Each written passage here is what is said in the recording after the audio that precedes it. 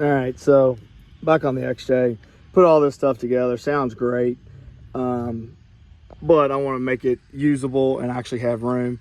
So I'm getting ready to take all this crap out, reinstall it to where it's a permanent, not just a demo kind of thing. Gonna make a couple switches, but it's just taking up way too much room in the back. Still sounds, absolutely phenomenal, but it's louder than what I'm ever gonna listen to it anyways.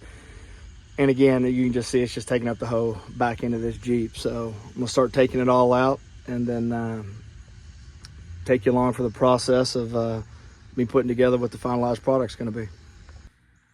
All right, so I've got the doors back on. Because what I'm gonna do is run the 6.5 back into the doors. I'm gonna see if I can get the 8s in there, but I'm not sure yet. Then run the crossover to it. Again, trying to clean this up some. As you can see, it looks a lot better back here. Not sure what the rear looks like with nothing back there. So obviously I got to vacuum this out, but you can see the huge difference in space that I currently have now. So my box just got here. So again, I'm gonna have Hyanka throughout with the speakers, because I still got my 6.5s in the rear. So I'm gonna hook the mids up front and then find a way to run the tweeters as far as finding a location for them. So pretty excited about getting this cleaned up, a little bit more room, and still not going to lose very much sound, and probably actually improve the quality of the sound. So stay tuned, and we'll let you watch the process. And my speaker box came damaged, so obviously won't be using this. All right, so took the door panels off, put the Hyanka 6.5s in here. Unfortunately, I just had to use the two-way speakers. I couldn't get into the other ones to fit in there, but it still sounds really, really good. So got the two-ways in here, got this back together. Now we're gonna start on the rear to get that squared away. All right, so here's where we're gonna put in to replace the 12s. It's the BSF 15. So I got the 4 ohm, a little bit better for longevity, and I'm going to bridge it down to 2 with it being a dual voice coil.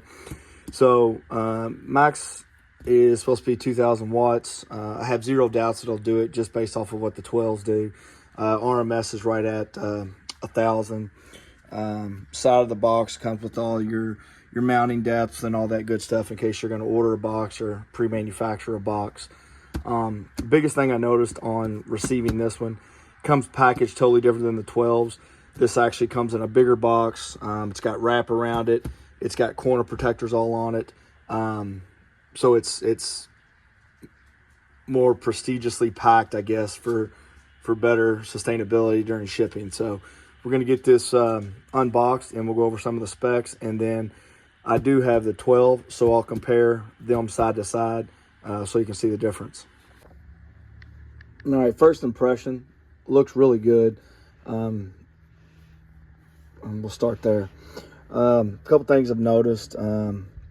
Does have the spider webbing on it, which is good. The dual tensils, which are sewn down. Push connectors, which honestly could be a little bit bigger, especially with the size speaker. And since I'm going to bridge it down, it's going to be a tight fit, but I think it can make it work. Pretty decent sized basket, kind of standard for this size. A lot of other manufacturers use the same thing.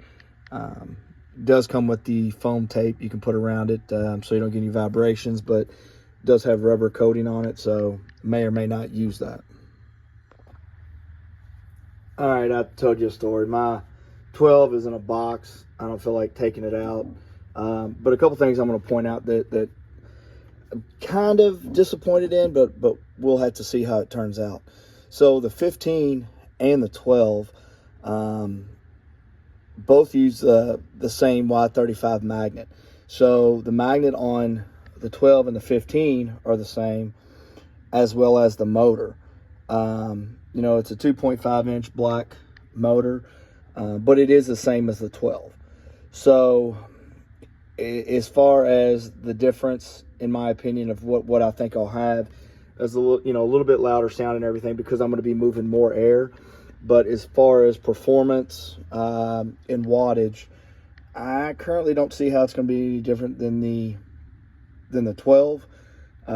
Besides that, but we should see. I mean, it's set up super nice. It looks great. But I mean, for a budget 15, if you compare this to Scar and a couple other brands, you have to start at the entry level and go up 2 or 3 subs in their product line in order to get something comparable, and this is still cheaper. So, and based off of the 12s, if you're going for a budget brand, this is where I would go. So we're going to get this squared away, get it put into a box, and go from there. And I'll show you the box. I'm going to do it in a ported box, and I'll get you all those specifications. The box I'm going to run, it says it's a 5.3 box. I think it's probably more of a 4.7, but close enough. So based off of the specifications, if you're going to run a ported box, which this is, should be somewhere between 4.71 and up to 8 feet. So I fit in those parameters, so I should be good. The box is tuned to 37, so that's probably what I'm going to start with when I set the amp up and I get this sub in here. I'm pretty excited to see how it's going to go and free up a lot more room in the back of this XJ.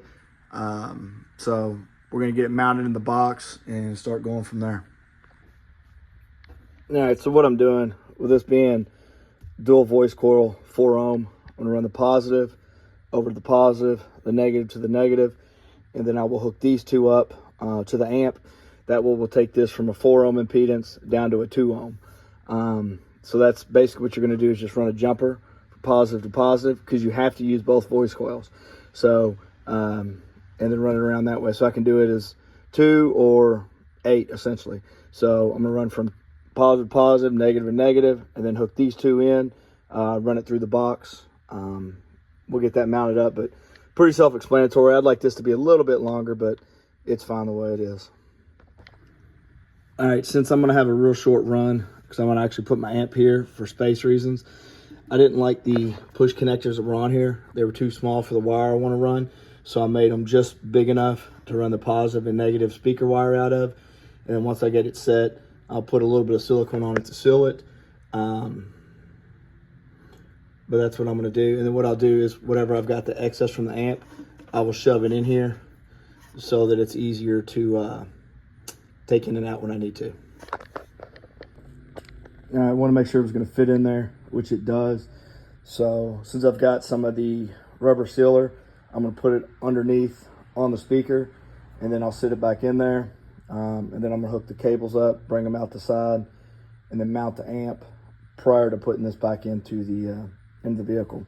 So I think this is the way that I'm going to run it. I'm going to port it towards the amp side to give a little bit more air for cooling. And based on my space that I've got in here, I think it'll suit me the best. Pretty excited. I'm getting close. All right, fits in there, looks good. I'm going to make sure it's centered, and then just going to screw it down. All right, for room, I'm going to put the amp right now on the side of the box. Can always move it. For this, I'm going to run a Serwin Vega amp. It's the highest RMS amp that I've got currently. So it should do RMS about 2250. So we'll see how it turns out once I get it in. But I'm going to go ahead and screw it down and go from there. So getting everything mounted up, cleaning some of this up with a bunch of wires and stuff I don't need. So it won't be long, and we'll have her all fired up.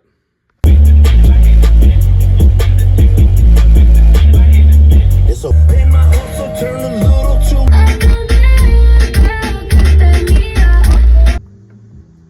all right, so got the Hyanka in here. End up having to switch back to the Autotech amp. Man, I'm going to tell you, I've tried everything. I do not recommend Serwin Vega amps. They're just not what they used to be. Had tremendous issues with it. It's a 3,000 watt amp. I took it out of the wife's JK and used a Hyanka 1500 watt, which blows the Serwin Vega away. you know, I don't know what the issue is with them today, but it's just not pushing it. But anyway, so I've got it on here. You can see it moves it, thumps good. Still got to adjust and do all that. I'm actually going to need a bigger amp to do this. So, you know, if anybody watches got a bigger amp, I got a bunch of extra speaker stuff that I'd be more than willing to trade for. But that's just a thought.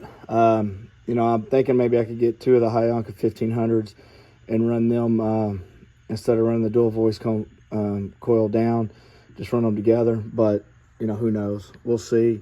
But for right now, it sounds absolutely amazing. I'm going to give it hell, get it adjusted, and then follow up. As far as budget subs, no comparison with Hyanka. I mean, I'm just telling you, I've got several of them. I've had 0 issues with them. Again, the only issue I've had is actually having an amp that will push them. But this thing sounds great. I mean, it sounds super clean and crisp. I just can't max it out. So I'll put the link to this sub in the description. I can put the link to the box if you want it. Let me know in the comments. And then if you want the links to any of the other Hyankas, just comment below. Like I said, I got the 6.5 mids, 2-way speakers in the front and rear. Sounds phenomenal. Super happy. You won't be disappointed. Check them out.